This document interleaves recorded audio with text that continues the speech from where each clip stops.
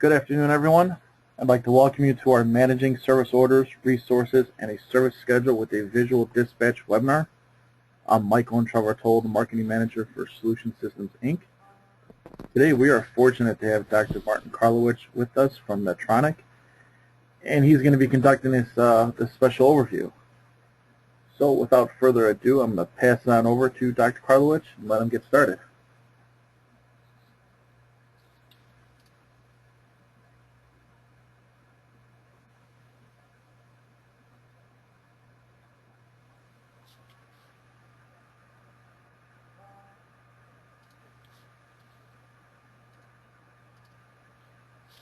Okay, welcome everybody. Good morning, good afternoon, depending where you are. My name is Martin Karlowicz. I'm Managing Director of Medtronic, software company from Germany. And first of all, thank you very much, Michael, for again having me in one of your great webinars. And today I want to give you an update about how to visually schedule service orders and resources in Dynamics NAV.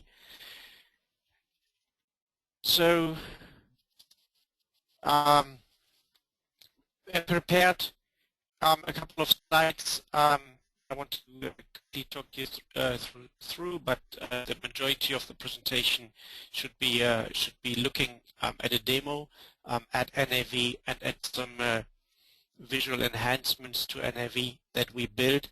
So I will quickly speak about why visual service scheduling, then talk about a little bit the what and the why we chose the approach to build and add in to visually scheduled service orders.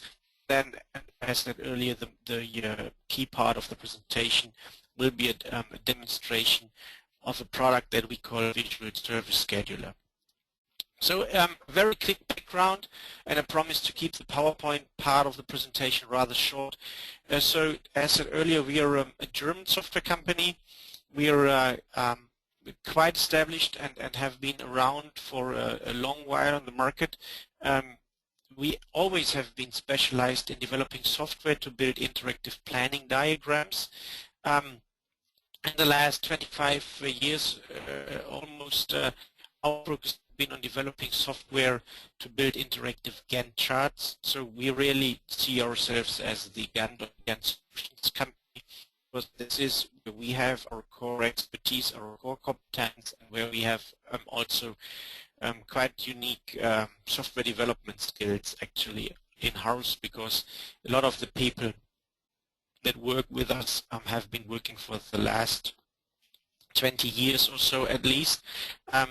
We're slightly more than 20 people, but although we are fairly small, we have a global reach, so more than half of the revenue that we do comes from outside of Germany. Roughly a quarter, depending a little bit on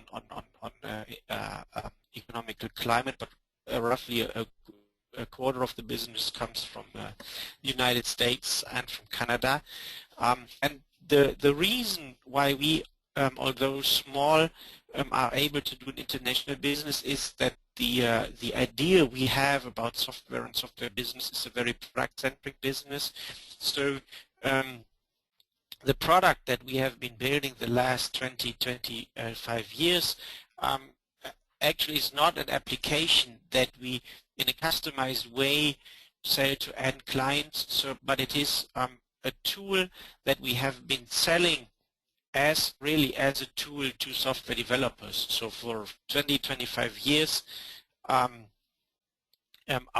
key target audience have been software developers, and what we have been started 2.5 years ago is that we take our own tool that helps software developers to build interactive Gantt charts, that we take this tool and develop with this tool custom-made or purpose-specific scheduling add-ins for Dynamics NAV, because we recognize that although Dynamics NAV is really a beautiful ERP system for small and mid-sized companies like you are, we recognize that within this system many data are just displayed in in tables and on cards, and there are some business intelligence tools that help you better understand your financial data, but there's a complete lack of a visual front end to help you work with the data, interact with the data, especially when it comes to time-related, resource-oriented planning data.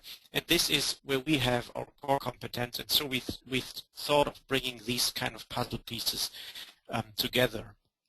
So I already mentioned the BI tools, and obviously there are some key trends in the industry that you all know, that we all know, so I make this very brief.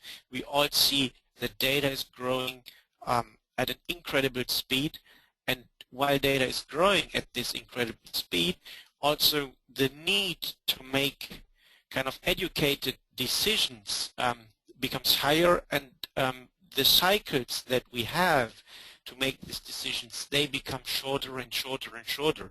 I can remember that kind of 20 years ago, I was consulting a company, and they had a strategic department, a strategic planning department, and their planning cycle was 5 years. Can you still believe this, that people had 5 years planning cycles? And then this came down and down and down, and a couple of years ago people started to complain about that now after going public they had to report quarterly, so they had to plan quarterly, and nowadays I mean we have monthly plans, weekly plans, some people have hour plans. I've seen companies working really on hourly plans, or even have to make intraday decisions and changing plans while they execute. And with decision cycles becoming shorter and shorter, the need for decentralized planning and also for decentralized decision making had grown, because you cannot leave these kind of agile decision making within some central part of the organization, but virtually every employee in the company has to make decisions. That's also making decisions about resource usage, about timing, about priorities on a day-by-day rhythm. And the obvious impact of this is that we have seen, and we continue to see, the boom of the business intelligence tool. And as kind of beautiful and as kind of striking they are, and as kind of natural they are to us, they have a couple of characteristics that I recommend people to think about more often, and this is that BI tools, they are good to help you analyze data, to understand the impact of decisions that you made in the past, but most of the BI tools, they actually look back at the consequences of past decisions, and what is even more important in the context that we are discussing today, which is scheduling, business intelligence tools, they allow only the one-way communication between the user and the data, so they give you the opportunity to slice and dice data, to drill down the data, but they never change the data. Business intelligence to leave data as they are, and the user can just drill down into the data, but never actually touch the data. And so what we are doing in all this environment, we have kind of seen a hidden renaissance of the Gantt chart. A couple of years ago, I actually was confronted with a thesis like, hey Martin, you know, the Gantt chart was a cool tool for project management, but the guy who invented the Gantt chart has been passed away more than a decade ago, so don't you think the Gantt chart is dead? And I thought about this, and what we have seen is, I mean, the Gantt chart has almost dead a couple of years ago, but all these kind of trends happening, we have seen from our customers and from customers of our customers really replace the Gantt chart, because the Gantt chart as a tool to visualize time-related, resource-oriented planning data helps you in a situation where the processes of analyzing data and making decisions, where these processes merge, and where planning processes and decision-making processes merge. And so whenever you have the need not only to look at the data, but to work with the data, to change the data, to change data back into the database. In these kind of scenarios, a Gantt chart as a scheduling tool, no longer as a long-term planning tool, but as a scheduling tool, can really be of great help because it provides information value. It delivers you all decision-relevant information at one glance. So it shows you which of your service technicians are free, which of your service technicians are already allocated to a specific service order in a specific point of time. And it shows you that if one service order or if the execution of a service order takes longer than expected, what are the consequences for the upcoming service orders? Will I be able to keep my service level agreements, or do I have to send a different technician to the same customer because the technician that was scheduled to go there got stuck with his previous assignment. So all of this kind of information is what you get from the Gantt chart, and you get it in one screen and at one glance. And so this helps you to make faster and better decisions because you understand what is happening. You understand about the workload of your service schedule. You understand where maybe the keeping with service level agreements is in danger, and while you see this, you already can take corrective actions quite fast. And so overall, this delivers an increase of operational agility to you. And this is actually what we try to achieve, is to build tools for Dynamics NAV users that help you gain operational agility. We are not looking at long-term planning support like people did with the Gantt chart 10 years ago. We really look at providing tools to help you guys gain operational agility. And so our approach for Dynamics NAV that we've been taking the last 2 years, and that we plan to continue for the foreseeable future, is that we have been building what we call the Netronic Visual Scheduling Suite. And this suite consists of 3 dedicated products. All of these products for production scheduling, for job scheduling, and for service scheduling are separate products, but they all follow the same design principles and they all follow the same kind of philosophy. So they all are based on the standard NAV that they can get implemented in a very short time frame.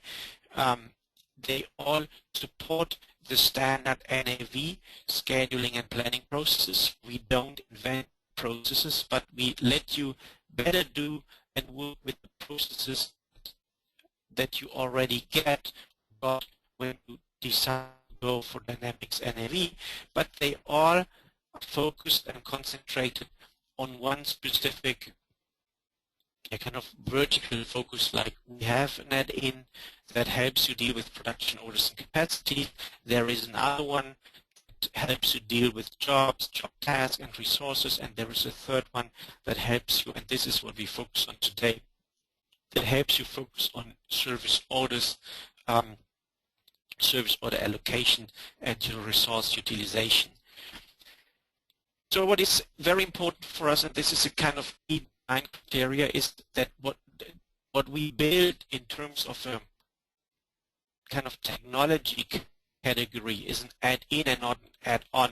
And although both words are very, very similar, there's a big difference between them, because an add-on is something that you attach to a system and where you automatically recognize that this is an add-on, that this was not originally part of the system, whereas an add-in is technology which kind of tightly integrates into the system, and where in an ideal world you as a user even does not recognize that you're working with an add-in solution. So this is a fuel injector and this is in a motor, and we all here are fuel injection customers because I assume you drive a car.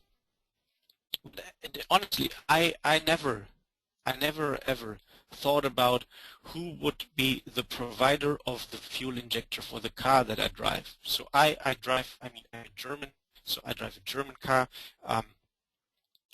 It's an Audi, and I used to drive a Volkswagen in the past, and so don't know, maybe in the future I will drive a BMW or Mercedes, or at some further point of time I will switch to one of the great French or American cars or whatever. But anyway, I take care about the car that I drive, but I don't take care about some technology that is in the car and that has not been built by the manufacturer of my car. And like you, as Dynamics NAV users, should take care about the system. I 100% recommend that you make a conscious decision about the ERP system that you use, but I think you should not think of what kind of technology might enhance the usage of your ERP system. And the traditional way of how NAV may have been brought to you was like, hey, here's the Dynamics NAV system, but then you need to have this add-on and this add-on and this add-on and this add-on to cope with functionality that was not part of NAV. And each and every add-on came from a different supplier, had a different user interface, had a different pricing, had a different manual, and had a completely different look and feel. And this is what we want to avoid. So we want to kind of provide something that follows this add-in idea. And this then should provide you a seamless user interface. So what you see as a screenshot is actually the visual production scheduler, but you will see the visual service scheduler looks the same.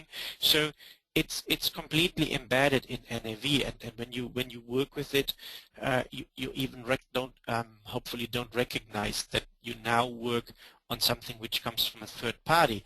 So there are a couple of things where we feel where an add-in opposed to an add-on really provides an advantage. So there is the integration advantage. Obviously, our products are fully integrated into your ERP system, and so what you get is a consistent user experience. We also think that there's a scheduling advantage actually, because the products tie into the standard NAV processes, and whatever you will learn from your NAV partners, whatever you learn from solution systems or have been learning from solution system, just gets supported by working with our add-in. So whatever you see on the visual front ends that we provide to your system will be something that you immediately understand. And we think that also an add-in provides some technology advantages opposed to add-ons, because due to the full integration, the data does not leave the system. So we work on NAV database, and that's it. Whereas other add-ons, they come with their own SQL Server or whatever external database. So you have your NAV database, have to take the data out of the database into a separate database, work with it there, and then bring it back to NAV. We think that this could be done, but should not be done, and we think data should stay in one place, and this obviously is NAV. And because we are based on 100% NAV standard and do not require any changes to your standard NAV, there should be really no upgrade hazards, because we always support the most current NAV system. And so we have been starting this kind of NAV business 2 years ago with launching the first product, which was the Visual Production Scheduler. Then early last year we launched the Visual Job Scheduler, and late last year we launched the Visual Service Scheduler that we talk about today. And since then we have been gaining quite good traction with these add-ins, and right now we have found more than 60 resellers in 30 countries on all 5 continents of the globe who take our products to their customers, who have sold them, who have installed them, and solution systems who invited us today to join in this webinar. They are one of our American partners. They are very active with taking our products to market, and obviously we feel they are a good choice to work with when it comes to NAV and visual scheduling solutions. And so with this, I think I should stop with the PowerPoint slide, and now we should look at the real stuff. Switch to Dynamics NAV.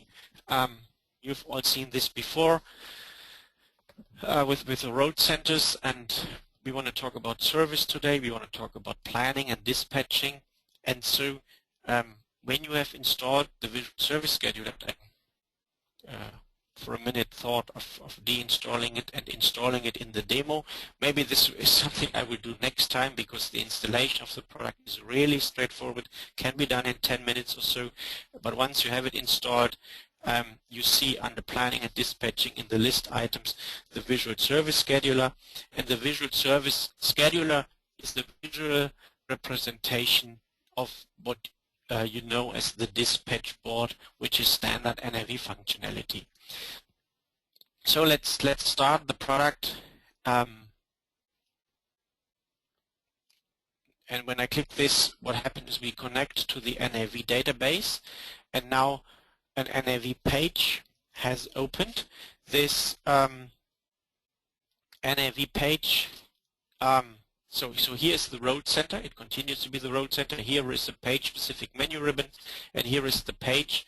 And now this page does not show you your service order and the service order allocations in a tabular form, but it shows you as a schedule. So let's quickly look what we see on the screen. Here on the left-hand side, make it a little bit bigger, on the left-hand side, we see our resource groups, and we see our resources like we define them in resource planning. So in my resource planning here, I have set up a couple of new groups. I have set up a group called Project Manager. I set up group Consultants and Systems Engineer. This could be different group, and there are some standard resources which have been in my Kronos NAV Kronos database when I installed it. And then I set up a couple of resources within these groups, and this is shown actually here on the left-hand part of the screen, and on the right-hand part of the screen we see these little bars, and we actually can make this a little bit bigger to just see the Monday. So you see, you can zoom in and zoom out in the data with very seamless with the mouse wheel, putting the mouse wheel here on the time scale.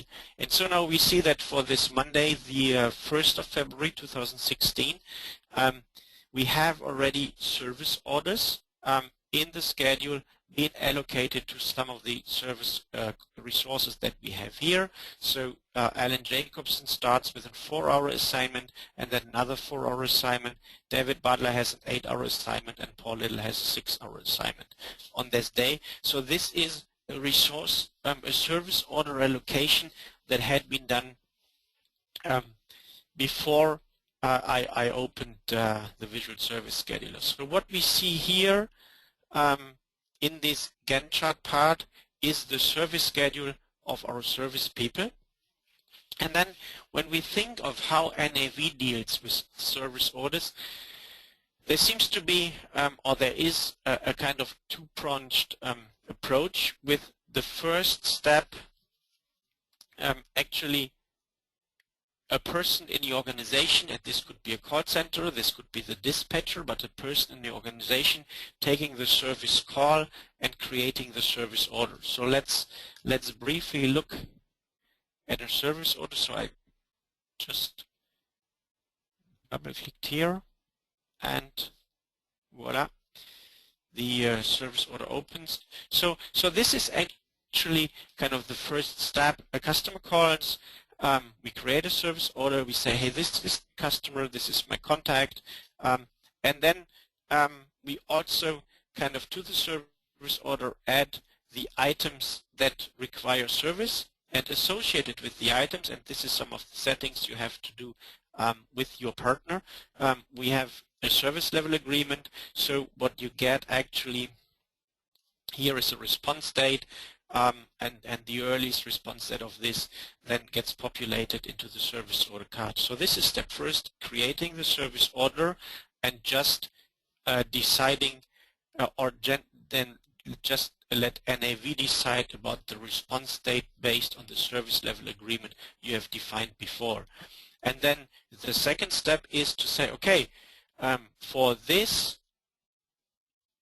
service item line, in order to do this work, I need a resource to take care of, and this should take X amount of hours, days, whatever your planning unit is.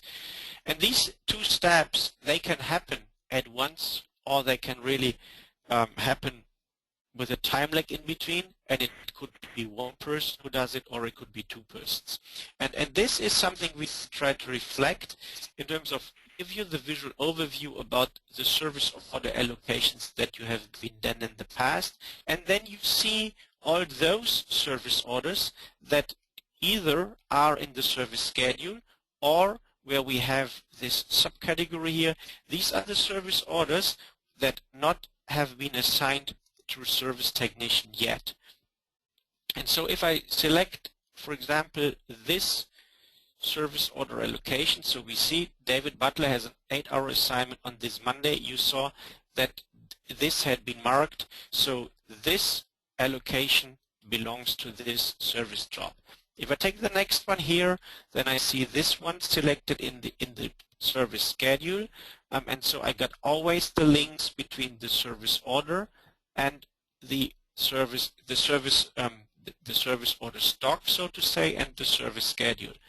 And now I see that these service orders here, they are kind of shown to me in a hierarchical order. I see the less important one with the low priority at the bottom, and the medium, and up here the highest one.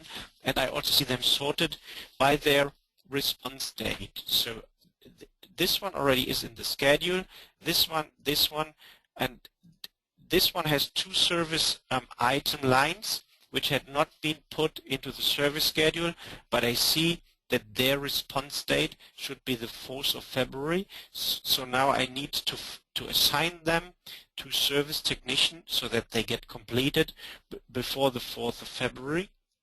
And the way of how this done is I can just take it from here and drag it into the service schedule.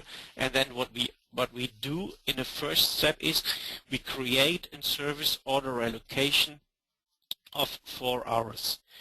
So this service order allocation of 4 hours, this is kind of our default service hour allocation entry, but this now can get changed. So if you think, hey, in order to do to perform this kind of service, we don't need 4 hours, but we need 6 hours, then you just make this longer. And if you think you need 8 hours, then you make this even longer. What we also see at the bottom of the screen, and this is something that people are more familiar of when they think of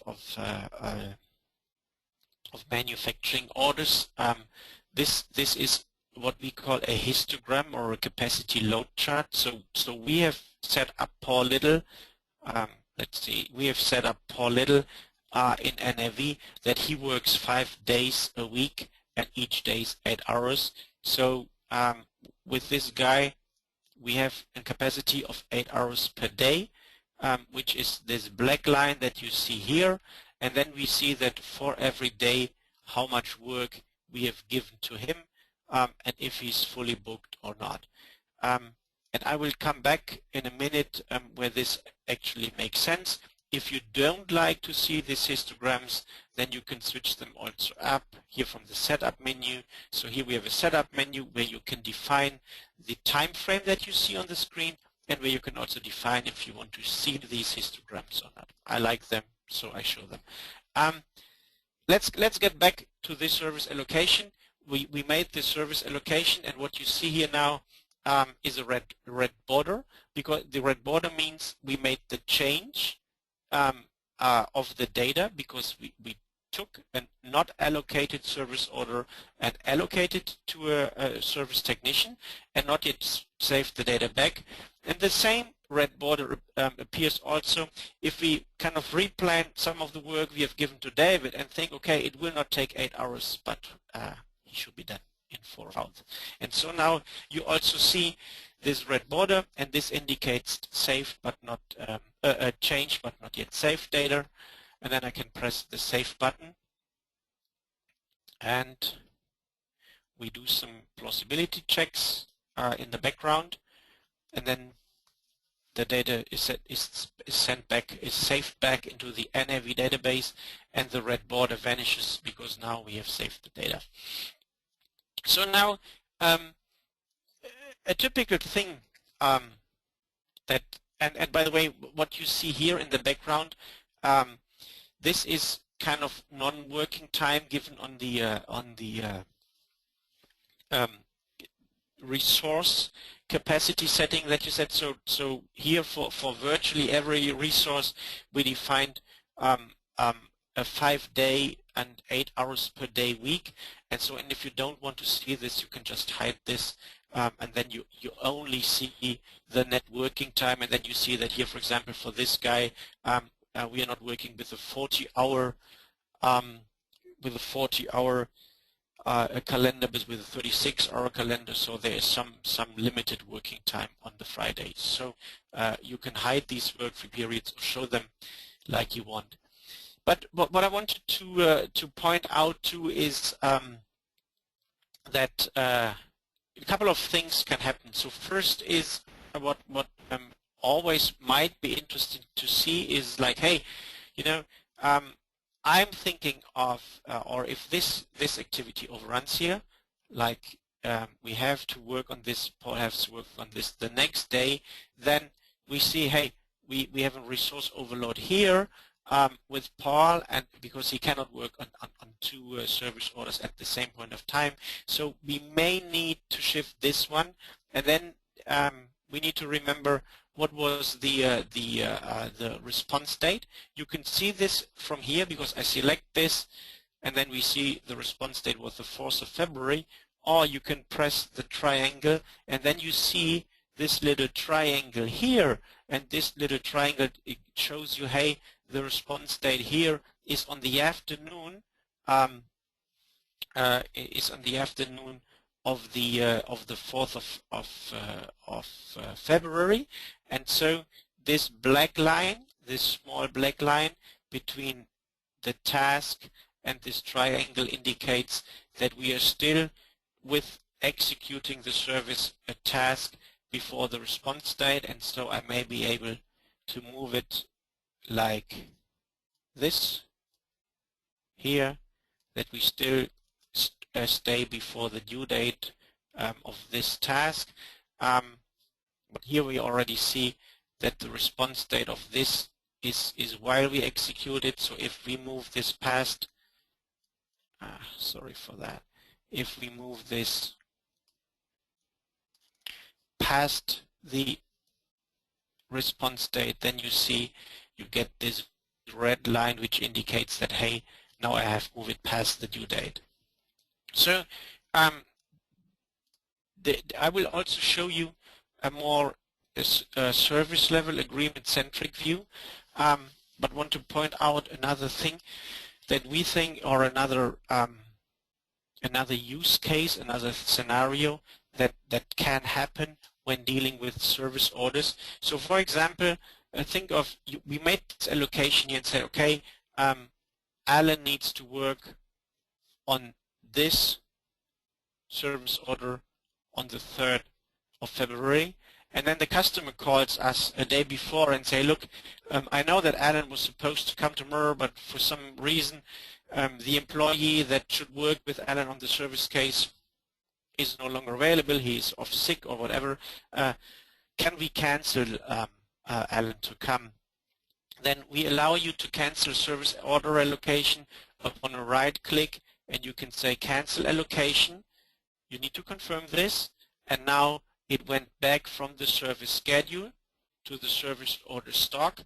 You see it's visualized a little bit differently, like the one that you never allocated, so that you see, okay, I allocated this in the past, it got cancelled, and we initially planned that that carrying out this task should take 7 hours. So if you bring it to the schedule again, so for example, if the customer calls and says, okay, Wednesday did not work, but please send the guy on Friday, if you then bring this back into the schedule, then you get the allocation of 7 hours.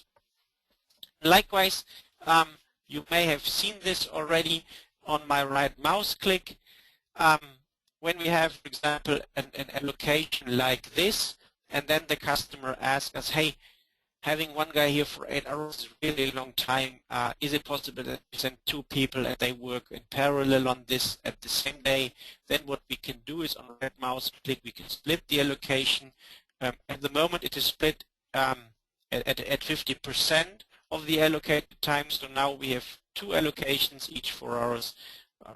And then we can move one to another resource, and then they would both work in parallel on this allocation.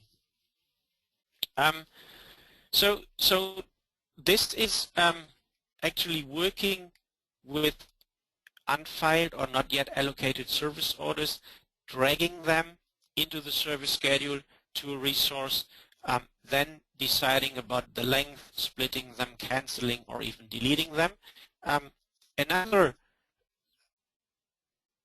I think, great help, and there I feel the histogram gets a valid justification, is when you think of differentiating between fine planning and rough planning. So now here, for my current week, I really need the fine plan. I need to know which person is working on which service order at which point of time, and I also need to know about the timing. But now, if I assume if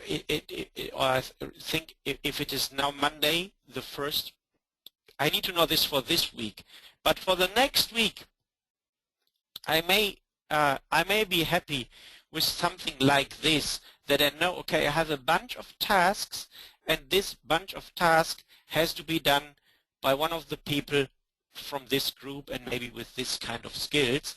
But I may not need to know now, a week before, who is actually going out to carry out the task. And likewise, we have it here. We have allocated 2 tasks to this group of people, but not yet decided who is going to take care of. And now I could take this one here and also allocate it on group level and say, okay, this one should be done also by this group. And now, as these kind of histograms are also built on group level, and I have 2 resources here, and each of them have an availability of 18 hours. This is 8 hours, so I have a total availability of resources per day of 16 hours. And now by the additional allocation, I see that actually I'm creating a bottleneck. So this group of people that I have here would not be able to carry out this service task. So this kind of picture gives me an idea if, when I build a rough plan, if I will have sufficient amount of resources to work on the tasks given. And then when I get closer to this week, I can start the fine planning, or I can even say, okay, now I have an over allocation of 3 hours. I will sort this out when I'm actually getting closer to this. And now when I'm getting closer to this, I may say, okay, this one needs to get done by this guy. This one needs to get done here. But, you know, I think this will only take 5 hours. And I've talked to the person. He's confident that he can get done this in 3 hours. And then you can do something like this. And so we think that this is actually a nice visual support, that within one tool you can do the very detailed planning down on resource level, but also can first do a rough planning and schedule service orders to groups of people before then making the final allocation to the person. Maybe last but not least, there is a second view. So this one is a view which we call the tree and the Gantt chart view, because you have the Gantt chart here, you have the tree with the unfiled service orders here that you need to allocate to the service technician. In this view, like I showed you, especially in the last couple of minutes, we pretty much focus on resource utilization, and we give you the information, also the visual information about the service level agreements, but the kind of dominant question that you have to answer is, what is the workload of my resources, and especially if I do a rough planning, what is the workload of my group of resources? If you are in a very, very service level agreement centric scenario or environment, then you might prefer working with a visual tool like this, where you don't have this histogram, but and then maybe you also don't need these groups. Anyway, you don't need to have the histogram, so you have the service schedule here at the top and the unfiled orders here, and then have the response date, so the due dates given the service level agreements that you have visualized as these kind of symbols, and then where you can make a vertical drag and drop and move something here from the lower Gantt chart to the upper Gantt chart by taking into account the given service level agreements or the given response date that you have. So this is an overview of what we have with the visual service scheduler at the moment. So as I said, this is the kind of the product that had been released just recently. So we have a lot of things in mind to further enhance this. Things we're working on obviously is filtering capability. Things we're working on is the capability to customize these tooltip texts that you see. Things we're working on is that especially in this view, when you allocate a service order to a resource, that you show that, and if you have in the service item line defined a preferred resource, that the preferred resource is shown here, and likewise also if you have resources with certain skills, and if you have certain skill needs for certain service orders, that we show you the visual match between both of them. So these are things we're working on, and we're pretty confident that you will see some of the features rather soon, and some of the features that I mentioned definitively over the course of this year. And so let's wrap this up.